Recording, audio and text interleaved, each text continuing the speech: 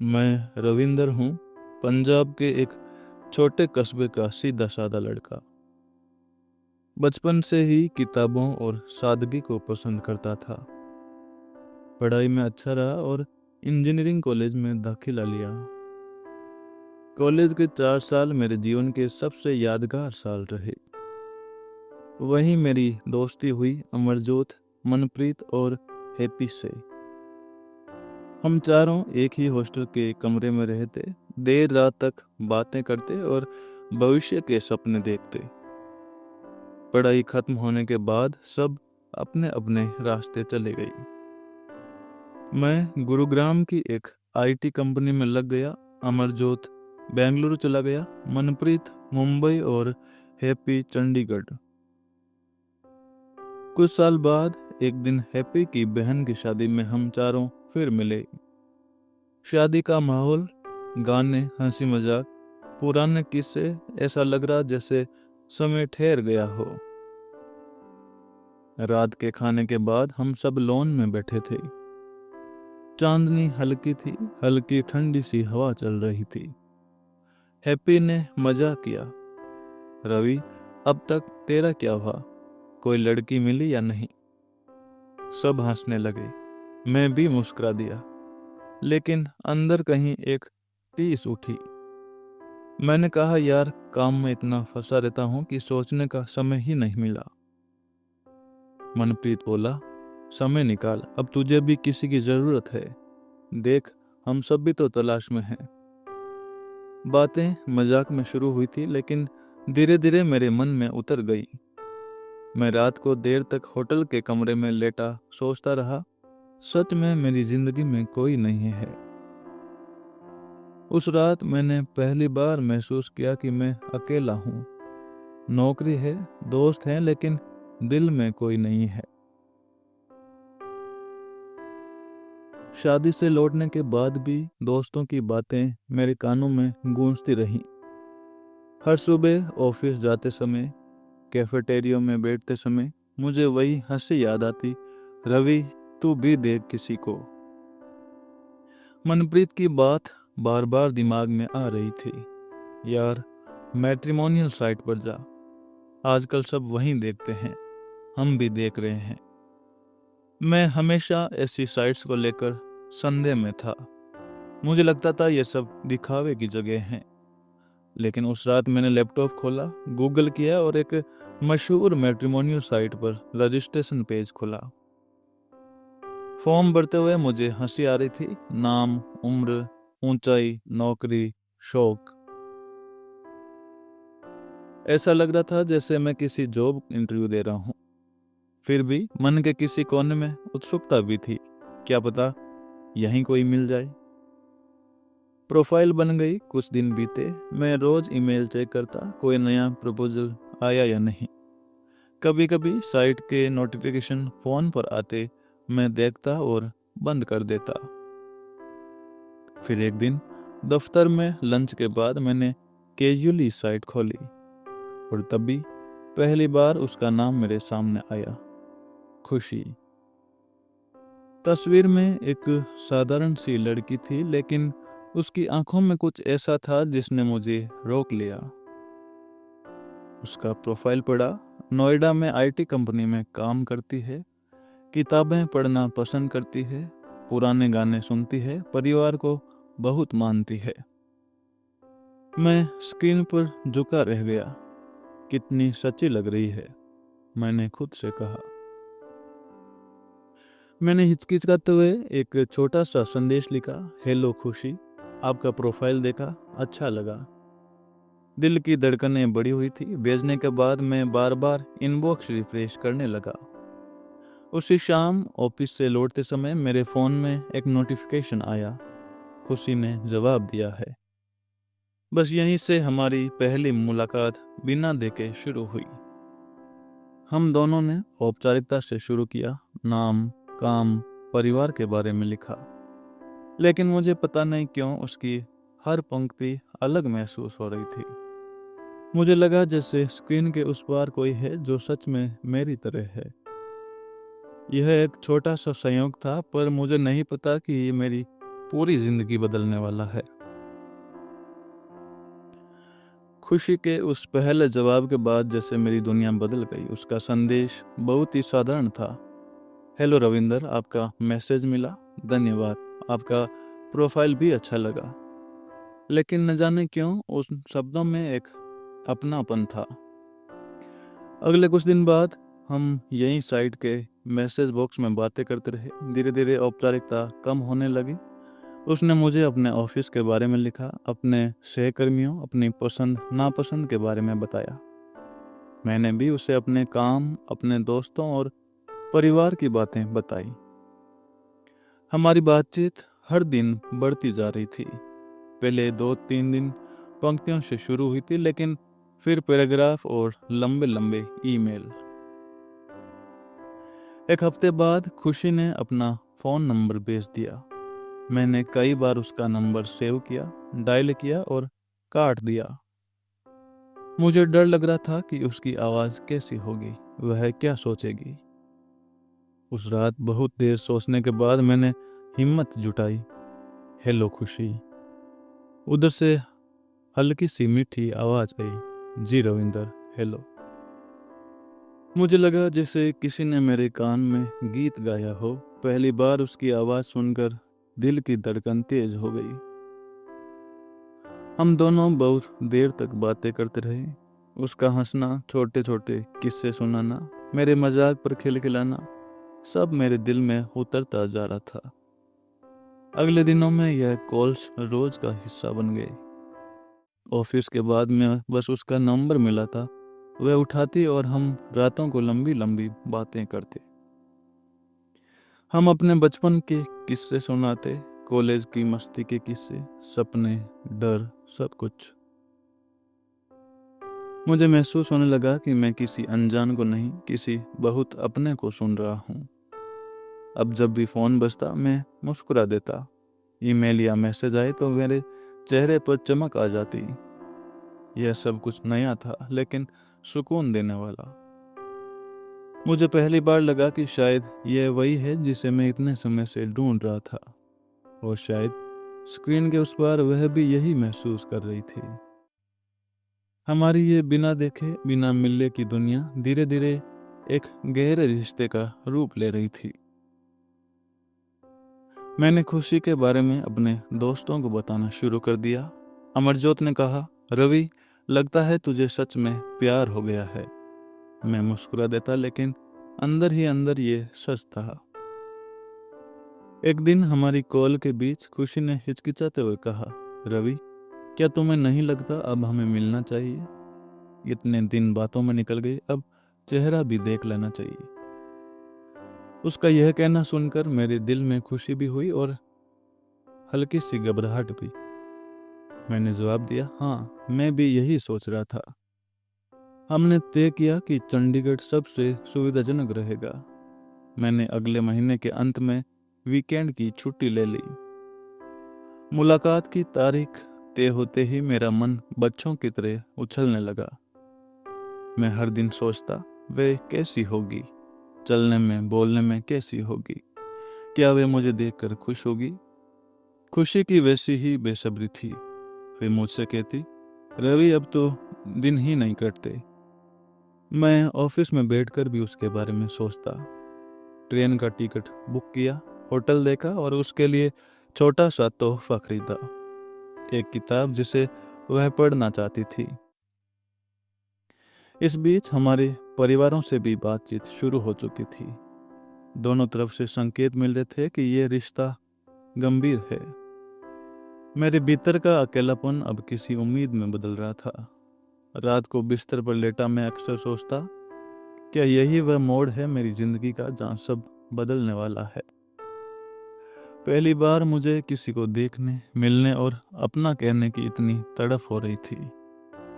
तारीख नजदीक आती जा रही थी और मेरा दिल ज्यादा तेज धड़क रहा था। मुझे नहीं पता था कि वह मुलाकात हमारी कहानी को कहाँ ले जाएगी, लेकिन इतना जरूर था कि यह कहानी अब तक की सबसे खास यात्रा होने वाली थी। वह दिन आखिर आ ही गया जिसका हम दोनों इतने दिनों से इंतजार कर रहे थे। सुबह सुबह ट्रेन पकड़ने से पहले मैं आईने के सामने खड़ा हुआ था। शर्ट जीन्स पहनते हुए हाथ कांप रहे थे। मैंने कई बार बाल ठीक किए, दाढ़ी बनाई और अपने साथ वह किताब रखी जिसे मैंने उसके लिए खरीदा था। ट्रेन में बैठते ही बाहर के नज़ारे धुंधले हो गए। मन में सिर्फ एक ही तस्वीर थी, खुशी की। स्टेशन पर पहुंचकर मैंने होटल चेक इन किया, नहाया धोया और फिर उसका मैसेज आया, मैं कैफे में पहुंच गई हूं, आप कब आ रहे हो। मेरा दिल और तेज धड़कने लगा। मैं पैदल ही उस कैफे की ओर चल पड़ा। रास्ते में सब कुछ जैसे स्लो मोशन में चल रहा था। लोग आ जा रहे थे, गाड़ियां चल रही थी, लेकिन मुझे कुछ नहीं दिख रहा था। कैफे के बाहर पहुंचते ही मैंने गहरी सांस ली और अंदर चला गया। कोने वाली टेबल पर वह बैठी थी, हल्के नीले रंग की सलवार कुर्ती में, बाल खुले हुए, चेहरे पर हल्की सी मुस्कान। मैंने उसे तस्वीरों में देखा था, पर यह उससे भी ज्यादा खूबसूरत लगी। उसने मुझे देखते ही मुस्कुरा कर हाथ हिलाया। मैं उसके सामने की कुर्सी पर बैठ गया।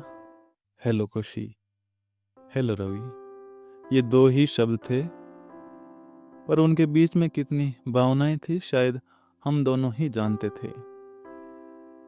कुछ पल चुपी रही, फिर धीरे धीरे बातें शुरू हुई। रास्ते का हाल, ट्रेन का सफर, ऑफिस की बातें, किताबें, बचपन की यादें। हर वाक्य के साथ हमारी झिझक कम होती जा रही थी। वेटर आया, हमने चाय और सैंडविच ऑर्डर की। मैंने बैग से वह किताब निकाली। यह है तुम्हारे लिए। उसने किताब ली, उसकी आंखें चमक उठी।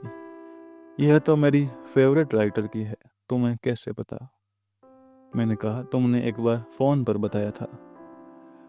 उसकी आंखों में नमी और मुस्कान दोनों आ गई। उस छोटे से कैफे में भीड़ भाड़ के बीच हमारी अपनी एक दुनिया बन गई थी।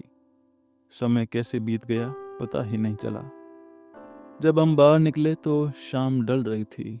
सड़क के किनारे टहलते हुए वे मेरे साथ बातें कर रही थी और मैं मन ही मन सोच रहा था, यही तो है जिसका मैं इंतजार कर रहा था। उस शाम मुझे महसूस हुआ यह सिर्फ एक मुलाकात नहीं थी, ये हमारी जिंदगी का एक नया अध्याय था। पहली मुलाकात के बाद जैसे सब कुछ बदल गया। अब हम सिर्फ आवाज़ों और मैसेज तक सीमित नहीं थे। अब हमारे बीच यादें भी थी, एक कैफे, एक किताब और एक शाम। मैं दिल्ली वापस आया, वह नोएडा लौट गई, लेकिन दूरी अब उतनी नहीं लग रही थी। हर कॉल में अब एक अपनापन था, हर मैसेज में एक गर्माहट। हम दोनों की दिनचर्या बदलने लगी। सुबह उठते ही हम एक दूसरे को गुड मॉर्निंग भेजते, ऑफिस जाते हुए छोटे छोटे नोट्स लिखते और रात को वीडियो कॉल पर एक दूसरे का चेहरा देखते। धीरे धीरे हमारी बातचीत गहरी होती गई। उसने मुझे अपने बचपन की तस्वीरें भेजी, अपने कॉलेज के दिनों के किस्से सुनाए। मैंने भी अपने घर, अपने दोस्तों और अपने पुराने दर्द सब कुछ शेयर किया।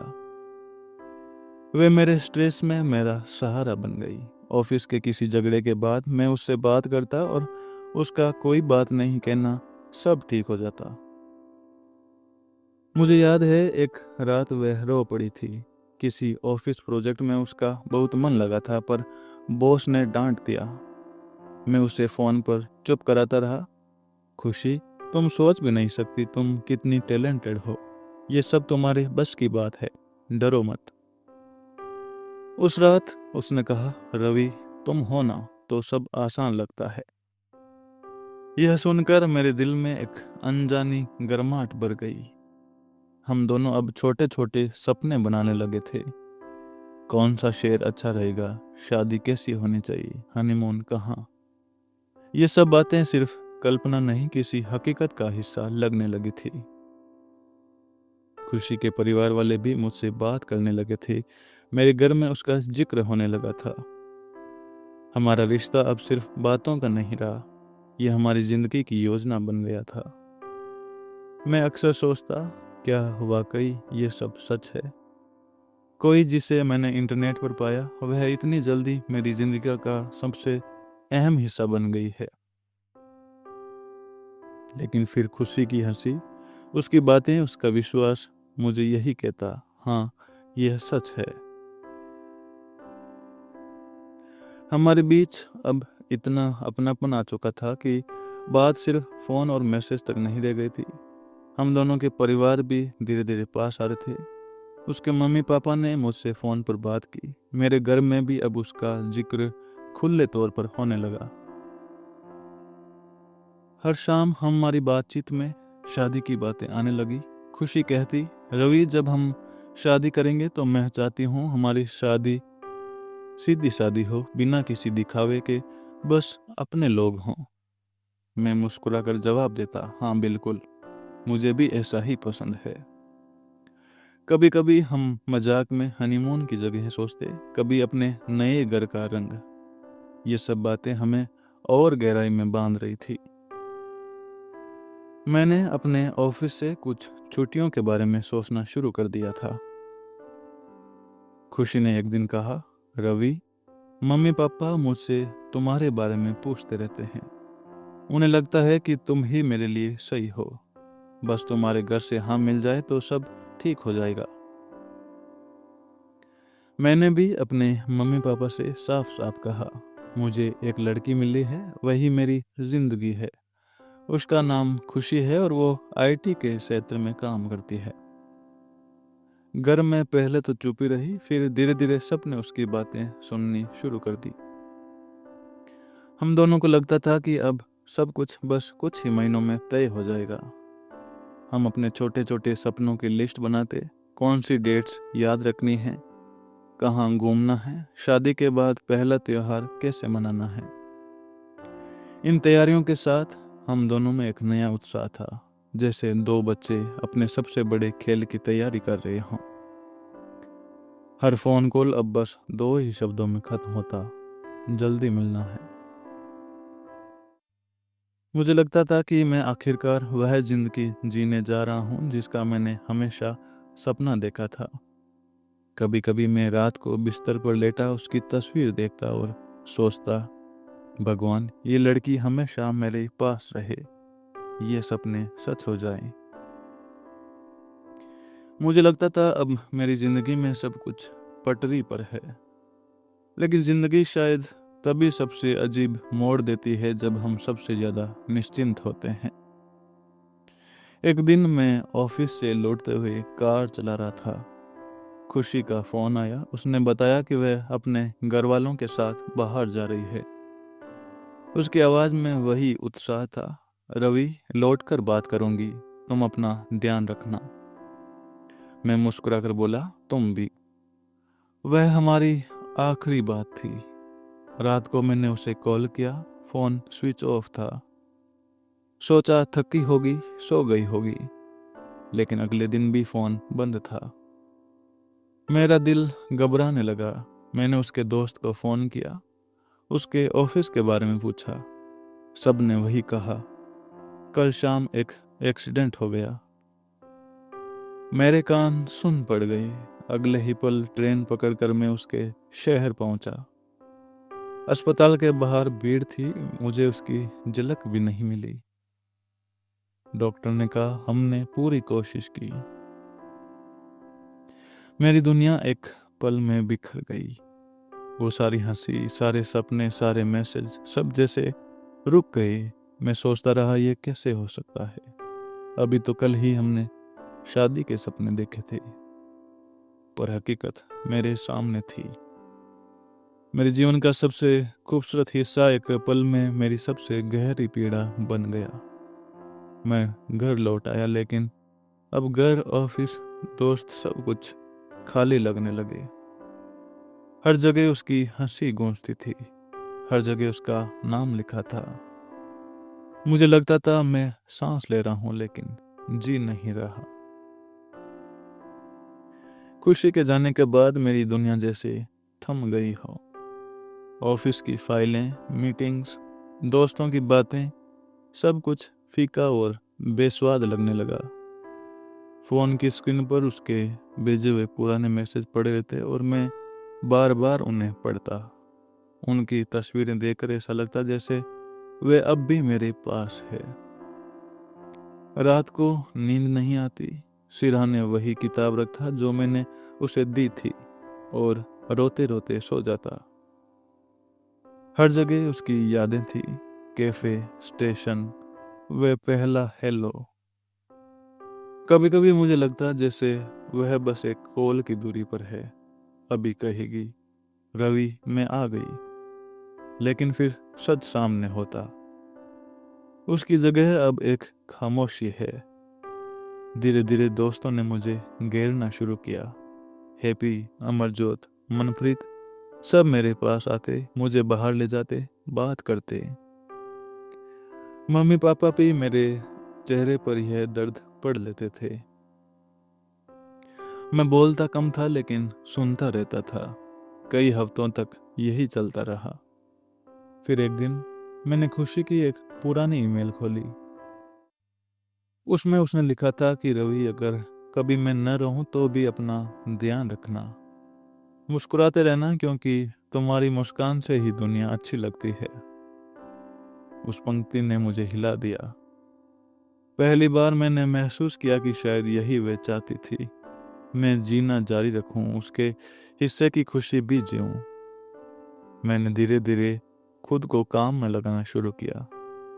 सुबह उठकर दौड़ना, ऑफिस जाना, दोस्तों से मिलना। शुरू में सब मजबूरी था, लेकिन धीरे धीरे वह आदत बन गया। मैं अब भी उससे बातें करता, आसमान की तरफ देखकर उसकी तस्वीर से बातें करता। पर अब उन बातों में रोना कम और दुआएं ज्यादा होती। मैंने सीखा कि दर्द को मिटाया नहीं जा सकता, लेकिन उसे जीना सीखा जा सकता है। खुशी मेरी जिंदगी का हिस्सा थी, अभी भी है और हमेशा रहेगी। बस अब वह यादों में रहती है।